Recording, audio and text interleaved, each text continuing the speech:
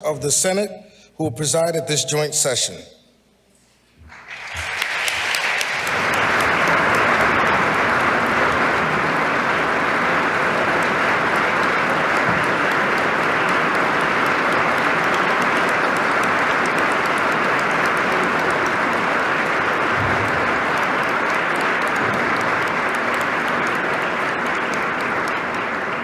Thank you very much, Mr. Speaker.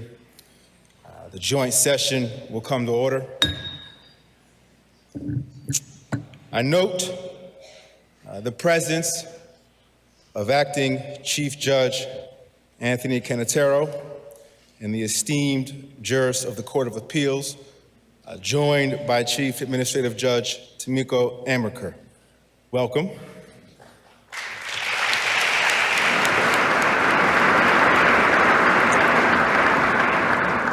I also note the presence of our statewide elected officials and legislative leadership. I will now introduce them and ask them to take their seats. Please welcome Controller Thomas P. DiNapoli.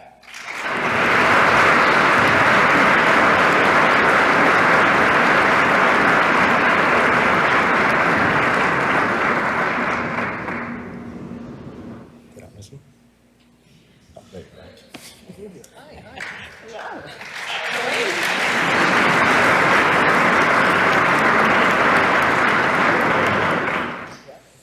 Please welcome Attorney General Letitia A. James.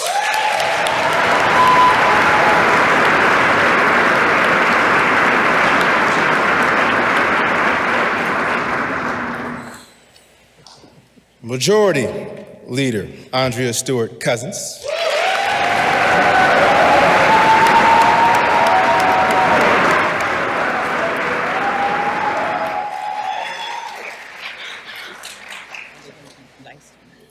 I would also like to note the presence of the distinguished members of the Governor's administration. I'm joined on the rostrum today by Secretary to the Governor, Karen Keogh, and Counsel to the Governor, Elizabeth Fine.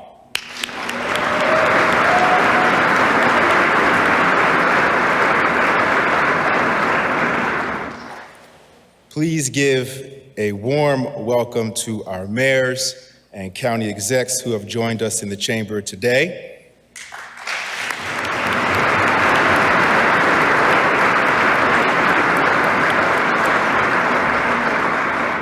And finally, I also want to say a special hello to New York's second lady, my love, Lacey Schwartz Delgado.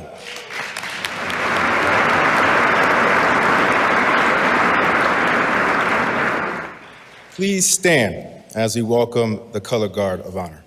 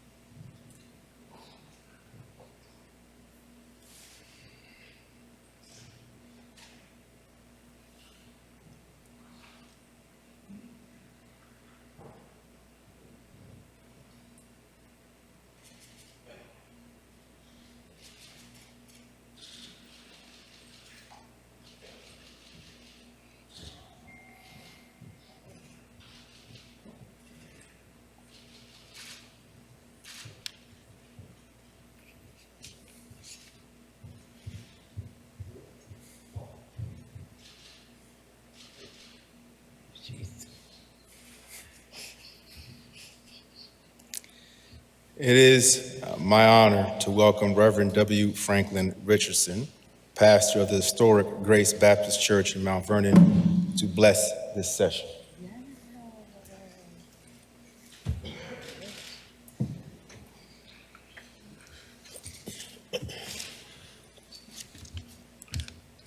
I would invite us all now to go to the center place of ourselves, beyond our titles and beyond our destinies, beyond our associations, but the center place of our humanity where all of us find common ground. We take away our prejudices and our status and center in to the only supreme, though multiple in its names and multiple in his presentations, is at the heart of who we are.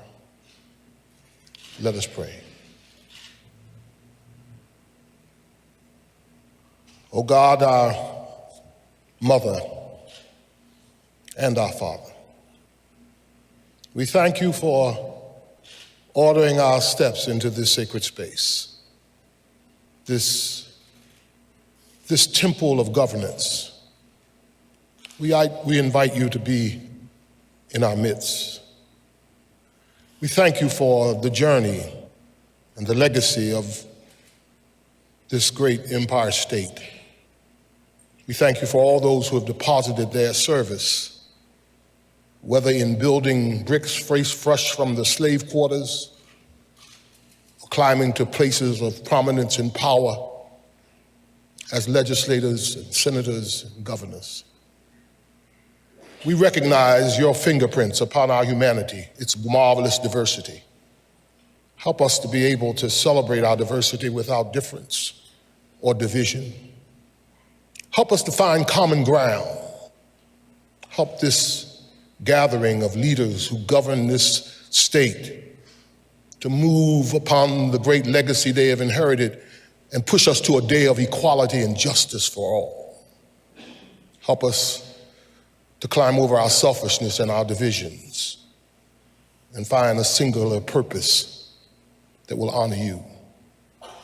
We thank you that you have provided in this hour the competent hands and compassionate heart of Kathy Hochul. We pray, God, that you will give to her the competency she needs to move this forward.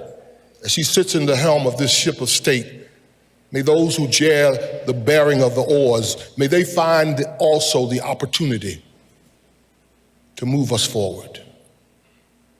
The days ahead will not be easy. There's turbulence and storm on the frontier. But we know that we can get through because we've been through. We know because you have carried this state through many difficult times. And we know in the end, we will get through these. But until that time comes, help us to find our importance as a part of partnership and community. And then, God, help us to know that our time is short. Not one of us here has a continuing invitation or a continuing election to the space we now occupy. Soon, our sons and daughters shall come and claim our spaces. And may when they come, may they not see that we poured our blood for nothing, and understand that the greatest title of all is servant. So make of us this wonderful governor, this governor who comes in a special time and in a special place. This governor who comes new in terms of having a woman at a place, at the highest place of this state. May that be a reflection on our progress. May it not be contaminated by our exclusion or our prejudice. In the mighty and matchless name of a name that is called, of a God who is called in multiple expressions, whether Muslim or Christian or Jew, we thank you for this space. Help us to use it well. In your name we pray. Amen. Amen.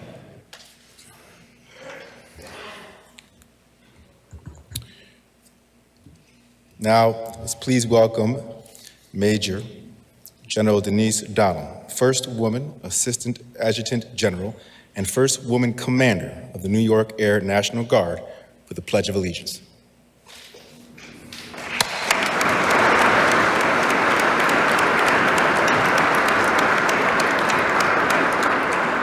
I pledge allegiance to the flag of the United States of America and to this republic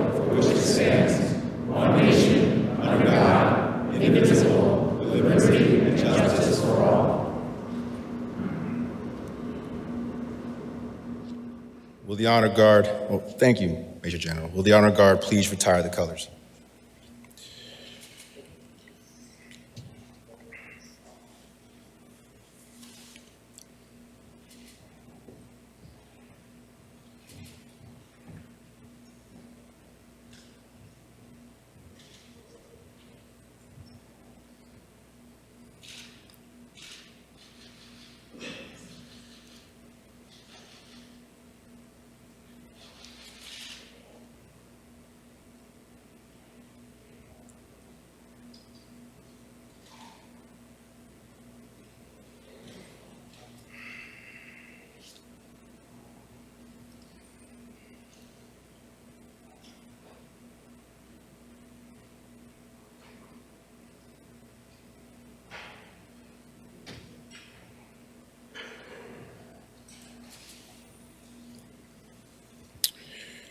Pursuant to a resolution duly adopted in each of the houses of the legislature, the Senate and the Assembly of the State of New York are met in joint session for the purpose of receiving the annual message to the legislature from the Governor of the State of New York.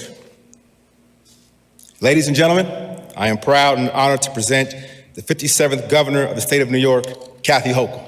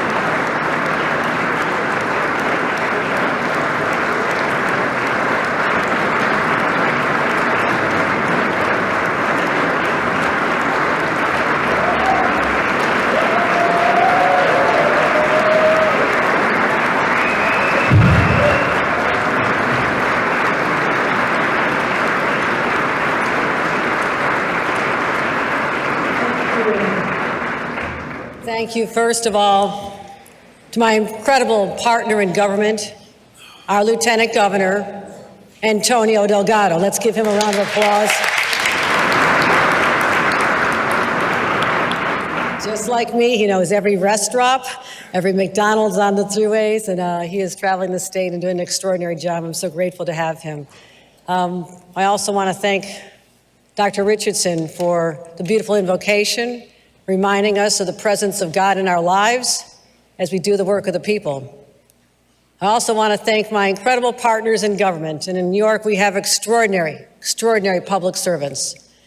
Our Attorney General, Tish James, who never backs down from a fight. Our great Attorney General, thank you. Our State Comptroller, Tom DiNapoli, who's going to help us weather the financial storms that may lie ahead, and he's a great partner to get the state through some tough times, possibly. Our Senate Majority Leader, Andre Stewart Cousins. We stood here a year ago and made history, relegating the three men in the room to a past concept. and I thank her for her friendship. Our Speaker of the Assembly, Carl Heastie, we've a great ally, great public servant. Thank you.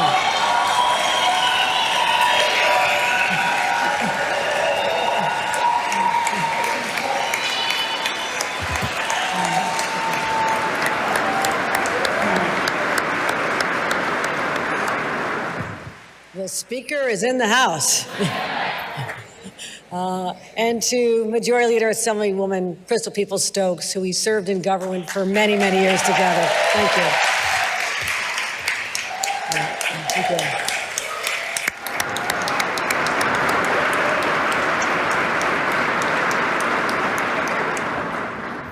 Our Minority Leader, Senator Robert Ort, I know your district well. It's part of my old turf.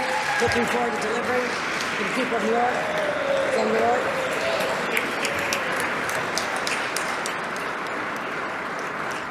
Minority Leader Assemblyman Will Barkley is here as well.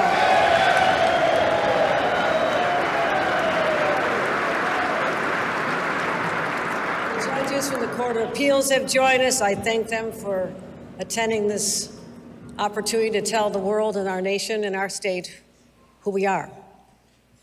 Mayor Adams, we've worked together very closely, Mayor Adams, and we have more battles ahead, but fortunately not with each other, but against the challenges we face. And mayors and county executives from all across the state, I thank you for joining us. I also know we have one of the formers in the House, Governor David Patterson. You're called governor for the rest of your life.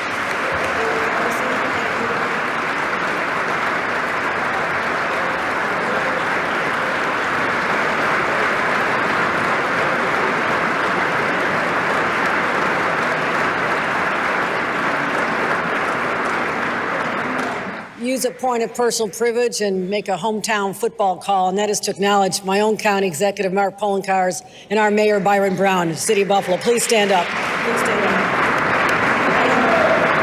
We have been through so much this past year, so much. But I think a Super Bowl lies ahead. And good luck to the Giants, too.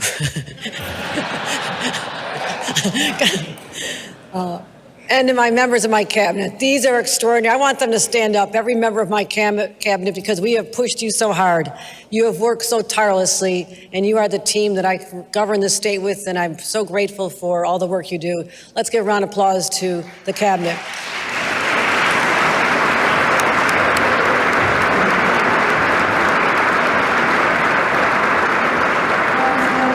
Everyone's in the House. Let's give a round of applause to Labor.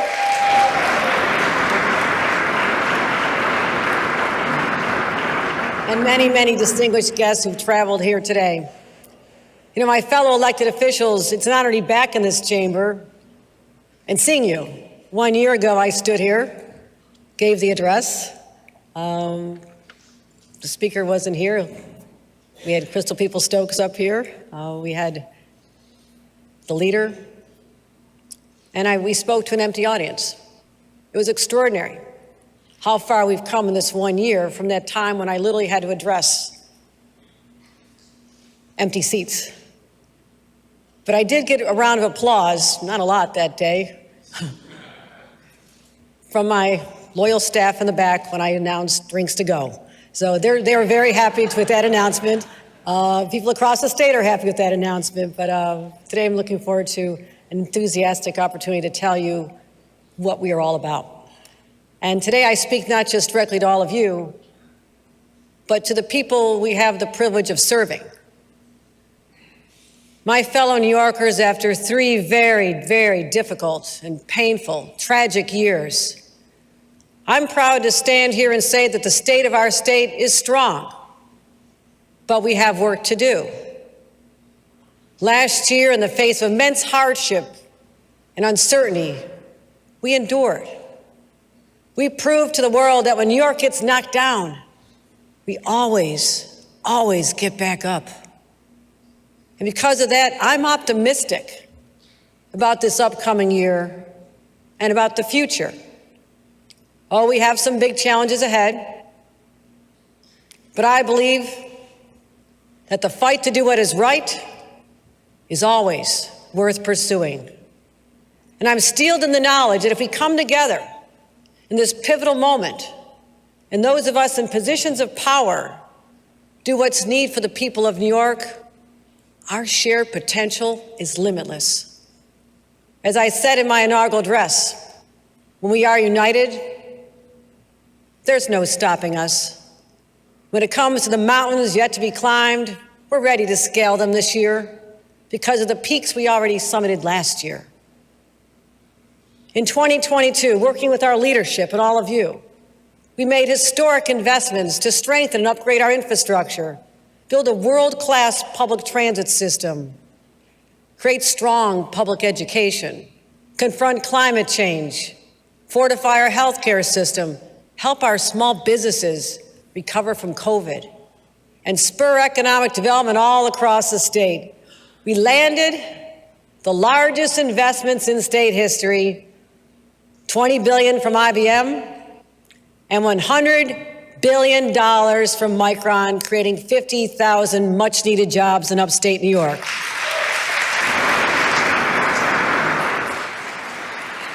We expedited tax cuts to the middle class, gave property tax rebates. We suspended the gas tax when prices at the pump hit record levels.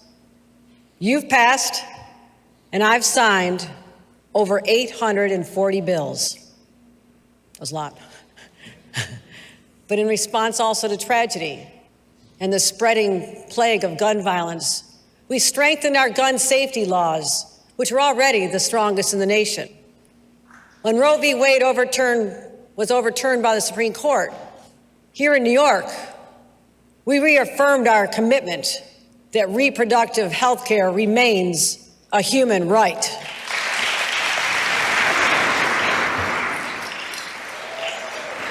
And though we had unprecedented revenues and we were flush with one-time federal aid, and that's thanks to our partners in Washington, starting with Majority Leader Chuck Schumer, our Senator Kirsten Gillibrand, and members of our delegation.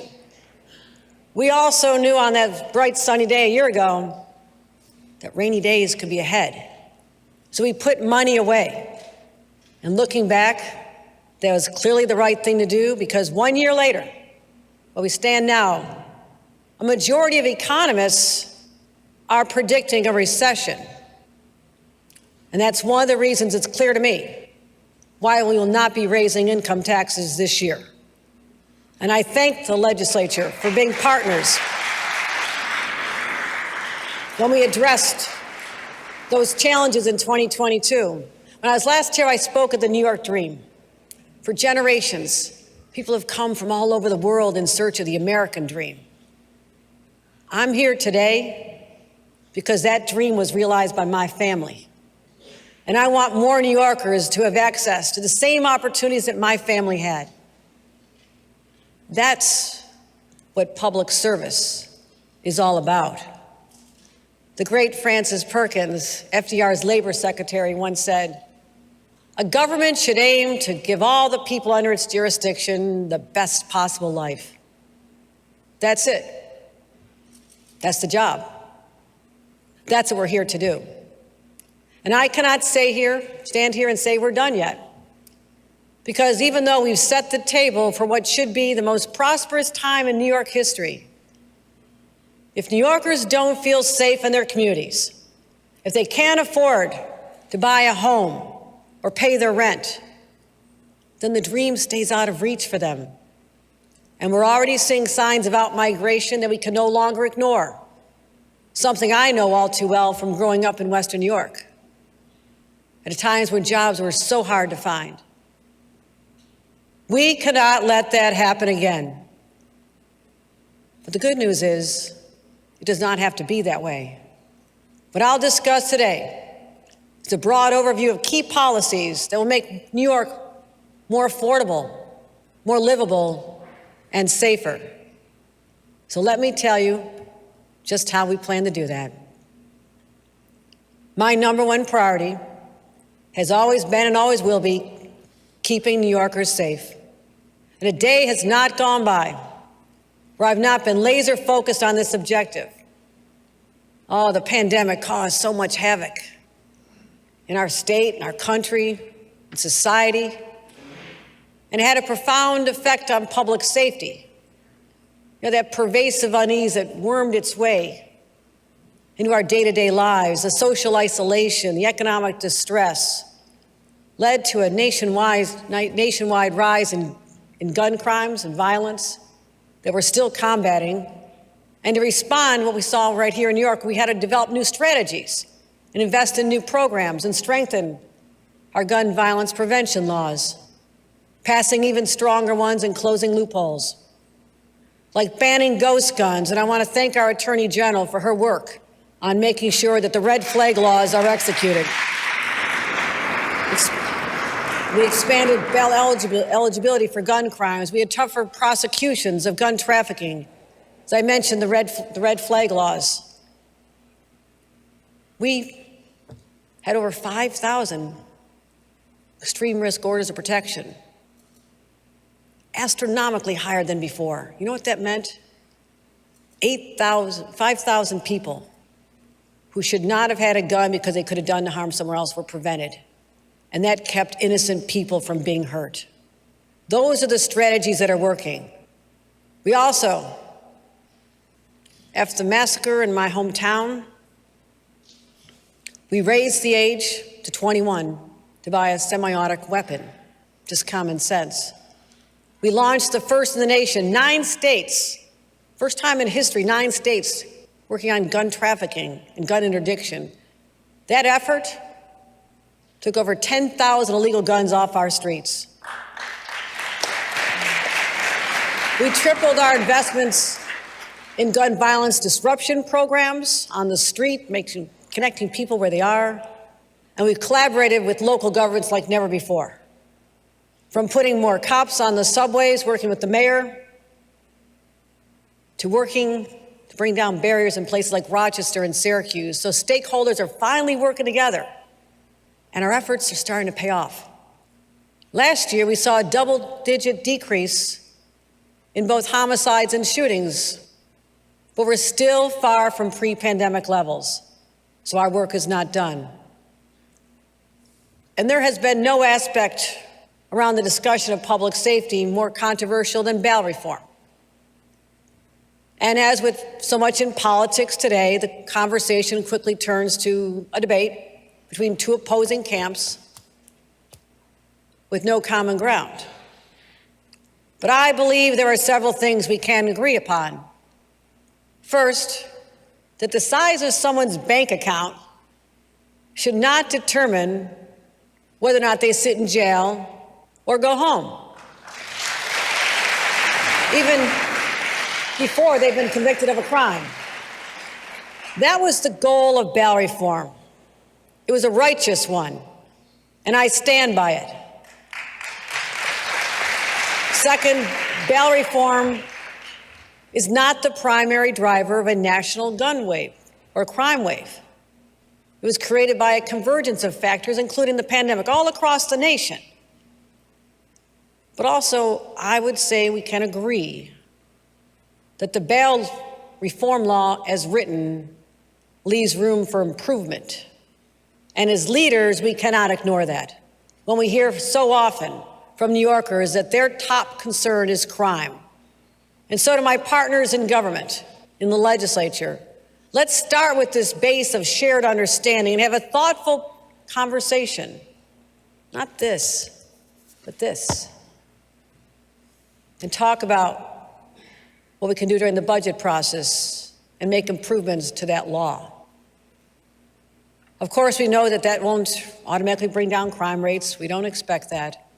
We also have to make sure the law is clear for our judges and what their rights are and what their expectations are. But at the same time, we're going to continue making record investments in areas where it affects the outcomes: education, housing, mental health. All of these go towards stabilizing communities and addressing historic inequities. Those investments must continue. And I'm also proposing the largest investment ever in the state's gun-involved violence elimination initiative, known as GIVE. It saves lives. It saves lives in the communities hardest hit by gun violence. To simply put it, we're working on investing in what we know works. Shootings in Buffalo are down 32%. Mayor Brown, you know this. You're working hard. In Long Island, they're down 29%. In Westchester, down 27%. These are all GIVE program jurisdictions. We're putting state money to help our locals on the ground. I've also directed our state police to play a more direct role as they started last year. But there's more they can do. We're going to increase the ranks of our state police in combating violent crime across communities. We're going to expand the state police community stabilization units to 25 targeted communities across the state. When it comes to keeping people safe and protecting their well-being, fixing New York State's mental health care system is essential and long overdue.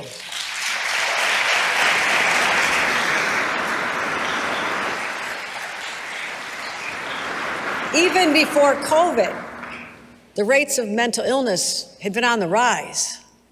But since the pandemic, more than 1 in 3 New Yorkers have either sought mental health care or know someone who has. That's staggering. And the fact that too many can't get it. The barriers just seem endless. No appointments close to home. Insurance won't cover the care. Long waits for psychiatric beds in hospitals. What happens? People suffer in silence. Illness grows when it's not treated. So it's no surprise that the number of people suffering from mental illness also continues to grow. We have underinvested in mental health care for so long and allowed the situation to become so dire that it also has become a public safety crisis as well. New Yorkers are anxious on the subways and in our streets when they see individuals who need help, people unable to take care of themselves properly. People could cause harm to themselves or other. Not all, just some, a few. But those people are also at risk of being victimized themselves. So I'm declaring the era of ignoring the needs of these individuals is over.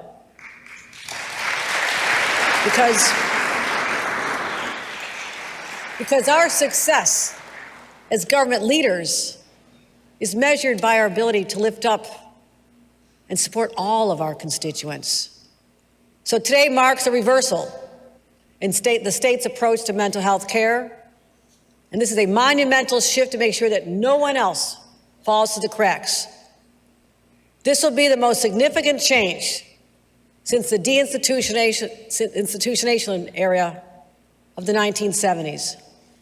And I'm proud to announce to accomplish this goal, we are prepared to invest $1 billion, making critical policy changes to fully meet the mental health needs of our people.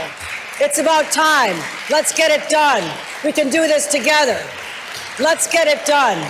Our people need this. Our residents are calling on us to do this. Let's get it done. Let's get it done. Right now, we have 3,200 New Yorkers struggling with severe mental illness or addiction who are living on the streets or in our subways. At the same time, we have insufficient number of inpatient psychiatric beds and services. We will add 1,000 inpatient psychiatric beds by funding 150 from the state and bringing 850 psych beds in hospitals back online, because that'll be half. That is more than half of the beds we lost since 2014 when all the disinvestment was happening. And they'll serve over 10,000 New Yorkers every year. These actions are long overdue, but here's the challenge. Last year, we were asked to increase hospital reimbursement rates to enable more psychiatric beds to be brought back online. We did that. My partners, all of you, $27.5 million provided additional money for the hospitals to bring psychiatric beds back online. Yet a year later, hundreds of those beds are still offline, and that's not acceptable. So we're going to insist they come back online, and I'll seek greater authority from the Office of Mental Health to ensure full cooperation in meeting these objectives. This is a moral imperative, and it's a public safety imperative. We'll also invest in services to allow patients to be reintegrating in a way that's safe for them and safe for their community. So our inpatient beds don't get backed up because more appropriate outpatient care is unavailable. We also know that supportive housing is an important tool for prevention and recovery. And that's why my plan proposes building 3,500 residential units supported by intensive mental health services. And we'll make sure that when patients move from one kind of care to the other, they don't get left behind.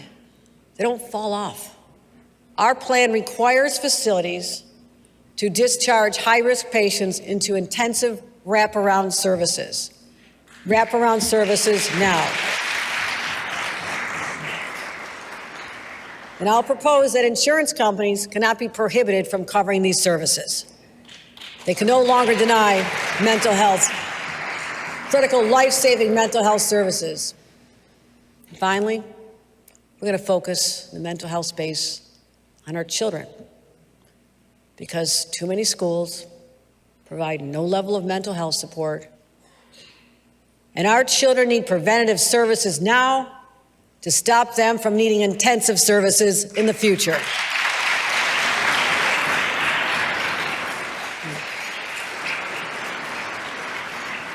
We aim to meet this unmet need and reduce it by half over the next 5 years. We've got to get this done. And while we're talking, whether we're talking about a child with behavioral challenges or an adult suffering from severe depression, no one should go without a screening or a doctor's appointment or counseling. And cost should never, ever be a barrier.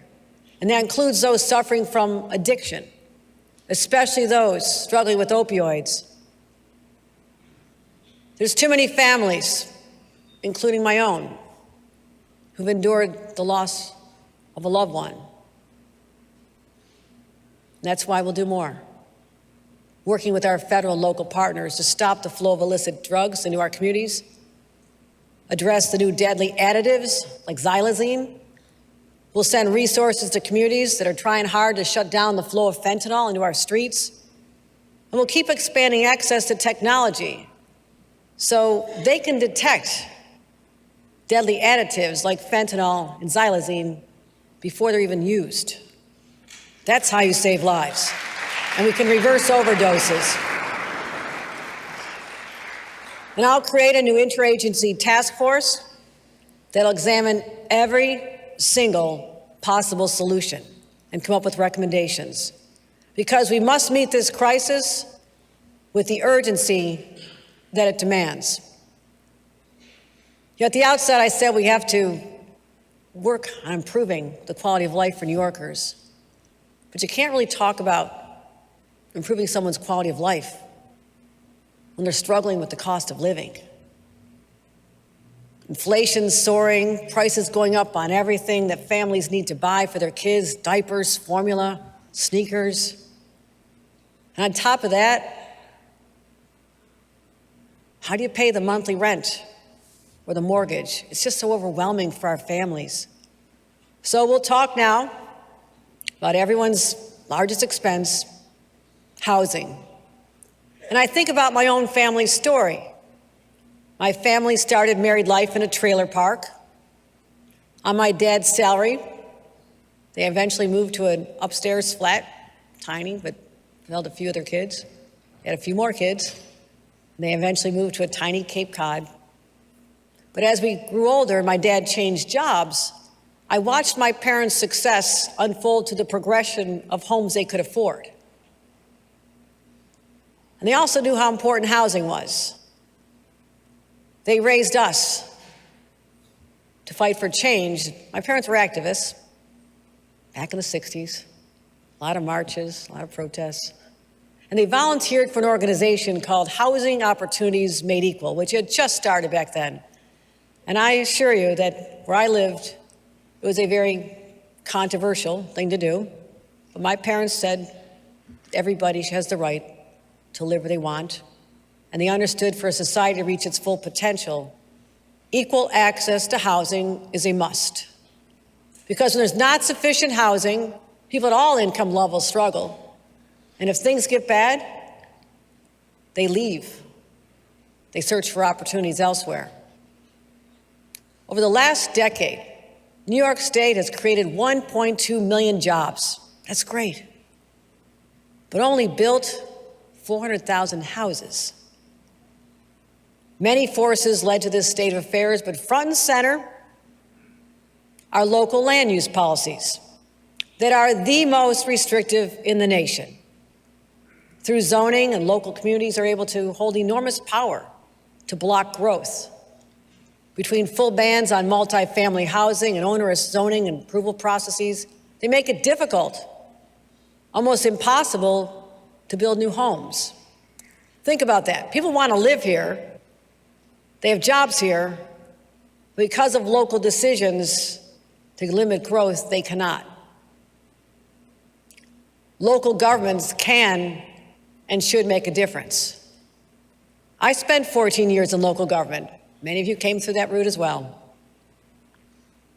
And our community had a citizen-driven master plan that allowed for targeted housing and economic growth while preserving green space. So I know this can be done, but it hasn't been. Between 2010 and 2018, Nassau, Suffolk, Westchester, Putnam counties each granted fewer housing permits per capita than virtually all the suburban counties in Massachusetts, Connecticut, Southern California, New Jersey, Pennsylvania, Northern Virginia. When it comes to New York City, other metro areas are creating housing at 2 to 4 times the rate that we are. Boston rate is almost double. Washington, D.C., triple.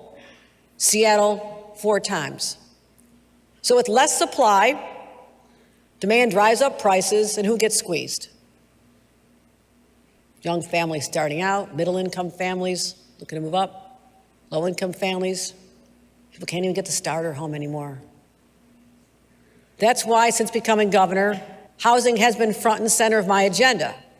The budget that we worked on together, we passed it. A 5-year, $25 billion plan to create and build 100,000 affordable homes. It's the single largest housing investment in our state's history. We unlocked billions for NYCHA through the creation of the New York City Public Housing Preservation Trust. We created a $25 million eviction prevention legal services program to keep people in their homes and making sure vulnerable renters had the representation they needed in court. We invested $539 million in the Homeowner Assistance Fund. We made $100 million in rent supplements available. So we've done all this together. I want to thank Leader Andre Stewart-Cousins and Speaker Kyle Heastie for also prioritizing housing. They know how important this is. They rightly recognize that too many people are struggling just to find a place to call home. And they're looking to us for bold leadership. Decisive action is called for now. Today, I'm proud to introduce the New York Housing Compact, a groundbreaking strategy to catalyze housing development we need for our communities to thrive, for our economy to grow, and our state to prosper. The compact pulls together a broad menu of policy changes that will collectively achieve the ambitious goal of 800,000 new homes built over the next decade. The compact sets clear expectations for the growth we need, while at the same time giving localities the tools, the flexibility, and the resources to stimulate that growth. Every single locality across the state will have a target for building new homes. Upstate, the target is for the current housing stock to grow 1% every 3 years. Believe me, it's very manageable. Downstate, 3% every 3 years. Many localities are already hitting these goals. already hitting these goals. But many others are just falling a little bit short. And for our small towns and villages, just literally a handful of new homes will help us hit our statewide target. But the reality is, there are some communities that need to affect real change to build the homes we need. So it's not a one-size-fits-all approach. Local governments can meet these targets any way they want. They can shape building capacity, they can redevelop old malls, old buildings, office parks, incentivize new housing production, or just update the zoning rules to reduce the barriers. We know this is a big ask, and that's why localities will get help from the state. To accomplish this, we have to get it done. We will offer substantial new funding for infrastructure, for schools, roads, sewers, all needed to support growing communities. And we'll cut the red tape to allow projects to move more quickly while still protecting the health, safety, and environment of our communities. But when communities have not made good faith efforts to grow, when proposed housing projects are languishing for no legitimate reason, the state will implement a fast-track approval process, because doing nothing is an abdication of our responsibility to act in times of crisis.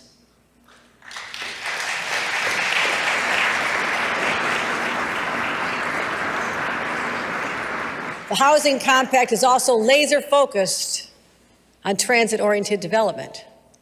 Now, we all know the MTA is the lifeblood of the New York City metropolitan region, and we'll continue to invest and ensure the MTA's long-term fiscal health. We have to do that.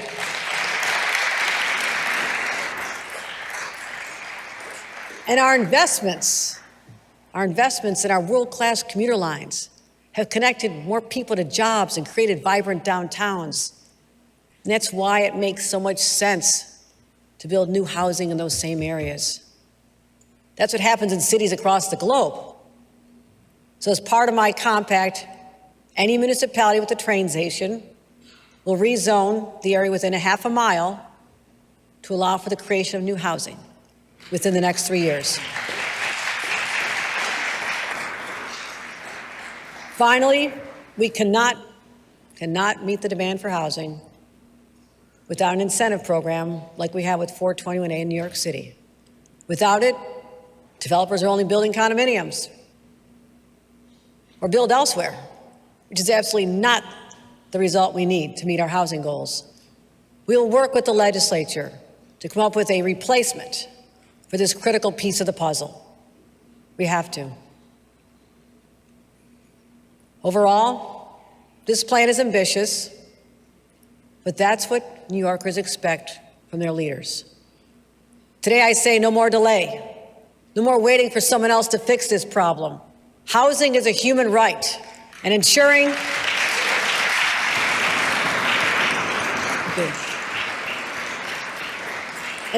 enough housing is built is how we protect that right. The saying is, never let a good crisis go to waste, and we will not waste this opportunity. We just need everyone and every community to do their part, so people who want to live here can, and they can afford it. Solving our housing crisis would be a huge step forward in making our state more affordable. But it has to be part of a yet broader approach. Homeowners and renters worry about paying their energy bills because rates are at record highs, driven by geopolitical forces outside our control, but hitting our wallets right here at home. And this winter, we're facing energy costs 20 to 30% higher than just last year. And that forces so many low-income families and other families to say, do I keep the thermostat up to put food on the table? What a horrible choice. It doesn't have to be that way. It doesn't help that New York State has the oldest houses in America. Some of the oldest, for sure. They're less insulated, they're harder to heat, and have higher greenhouse emissions. In fact, buildings are the largest source of greenhouse emissions in our state, accounting for 1/3 of our greenhouse gas output. It also stresses the pollution, causes asthma, and endangers our kids. So today I'm proposing another series of proposals to insulate our most vulnerable households from exorbitant energy costs and to clear the path for a more sustainable future.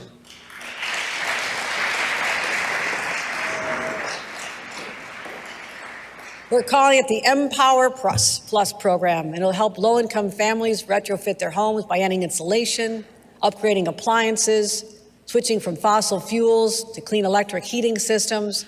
And this program will reach tens of thousands of households within a year. And homes that electrify will be eligible for the first in the nation energy affordability guarantee, a promise that they'll never have to spend more than 6% of their income on electricity.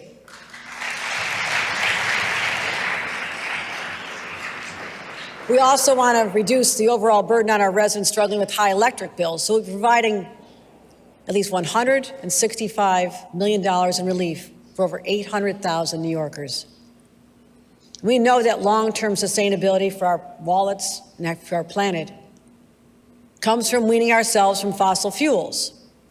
And to set us on that path, I'm proposing a plan to end the sale of new fossil-powered heating equipment by 2030, by calling for construction of all new construction to be zero emission starting in 2025 for small buildings and 2028 for large buildings.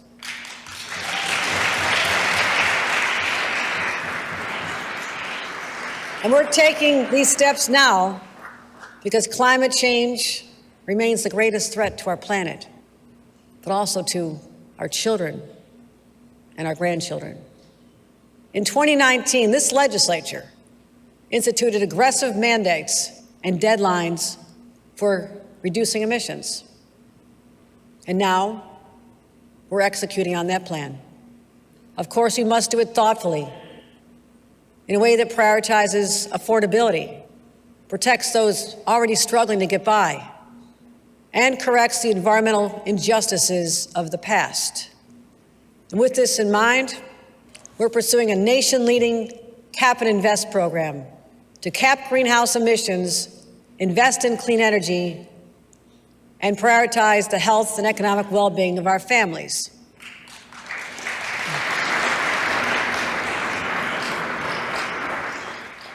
Big emitters will have to purchase permits to sell polluting fuels. The dirtier the fuel, the bigger the price tag. And the invest part of the program will accelerate the clean energy transition and include universal climate action rebates that will provide over $1 billion, the revenue we bring in, to allocate to lower utility bills, cover transportation costs, and other decarbonization efforts. That's how we're going to help our New Yorkers. That's how we help New Yorkers get through the transition. And what's great about Cap and Invest, it gives us great flexibility, so we can focus our efforts on the biggest polluters, at the same time ensure our families, our farmers, our small businesses aren't crushed by the costs. And we'll help families with energy costs transition to the future, because we know that future belongs to our kids. And as the first mother to lead this state, I know firsthand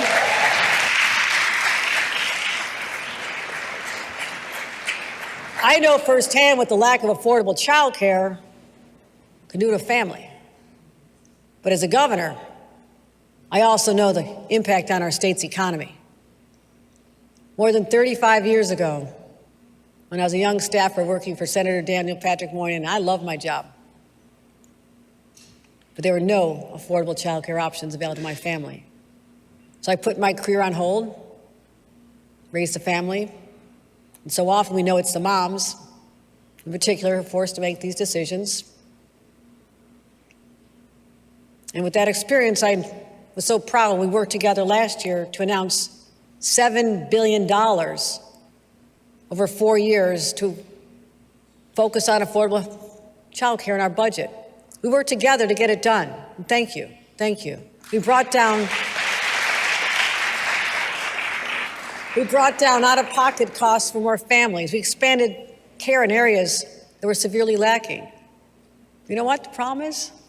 Too many families just aren't accessing the resources that are available. Believe it or not, only 10% of families who are eligible for child care assistance are actually enrolled. Now, it may be that it's the legacy of a system that was, by design, difficult to navigate. That has to change. Our plan will streamline and centralize the child care application process. We'll also expand more access to vulnerable families. We'll increase income eligibility for more families to be able to take advantage of this as their incomes increase. But also, we have to continue supporting our hardworking, unbelievable child care providers who allow us all to get done what we need to do. They're indispensable, indispensable.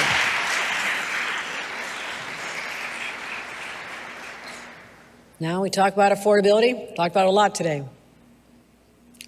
But if we really want to continue to tackle the affordability crisis head on, we must recognize that the low-wage workers that we represent across this state, rural, suburban, urban, they're all over, they've been the hardest hit by inflation. The average cost of goods and energy for low-income households jumped over 13% over 2 years, and they were barely making it before. This pushes our families already on the margins to the breaking point. So as a matter of fairness, social justice, I'm proposing a plan to peg the minimum wage to inflation. If cost goes up, so will wages. So will wages. Thank you.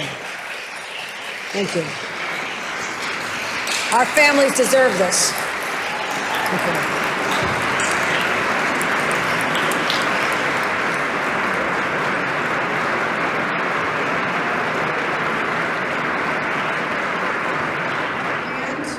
Like other states that have implemented this policy, we'll put on guardrails to make sure employers, the increases are predictable for them.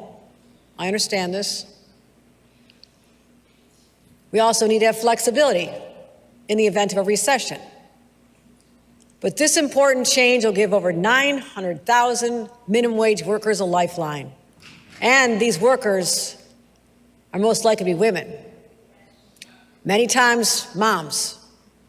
The struggles are so great. And they're more likely to be people of color, earning the lowest wages in our state.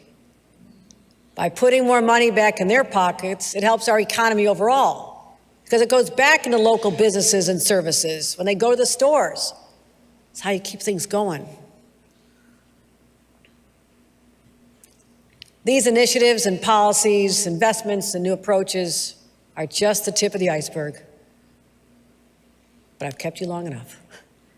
What you've heard from me today are just some of my top priorities as we improve the lives of New Yorkers. But this is no way an exhaustive list. In fact, I know most of you cannot wait to read the 275-page book containing 147 thoughtful policy proposals.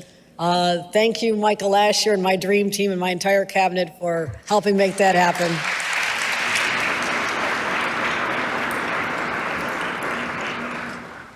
Watch out for my staff in the hall. They haven't had any sleep. They're likely to bang into you. They're exhausted. They've worked so hard on this, and I thank them. I'm grateful. But to recap, my goals are straightforward and clear.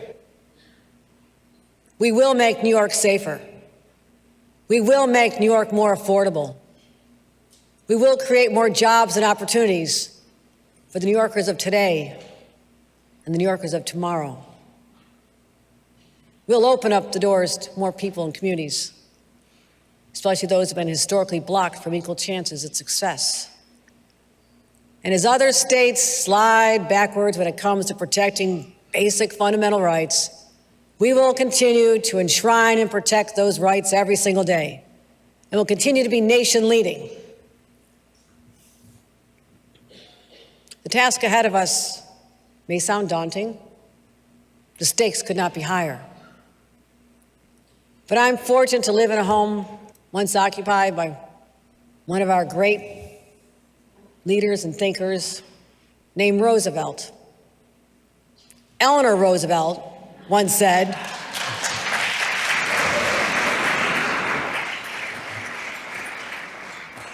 "You who are going to build a new world must go forward with courage." We will build a new world, and we will be courageous. We will do the hard things, the necessary things to lift up and support New Yorkers and clear a path for them to realize the New York dream. That is my promise to the people of New York, and I will work with the members of this legislature day in and day out to keep that promise. May God bless the great state of New York, and may God bless America. Thank you.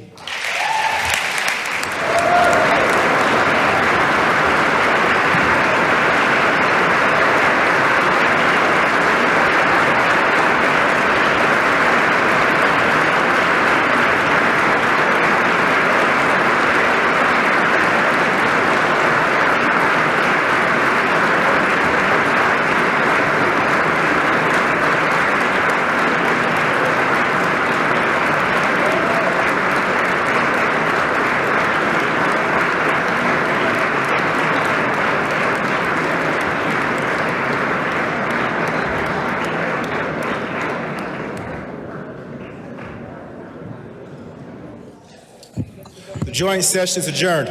Yay!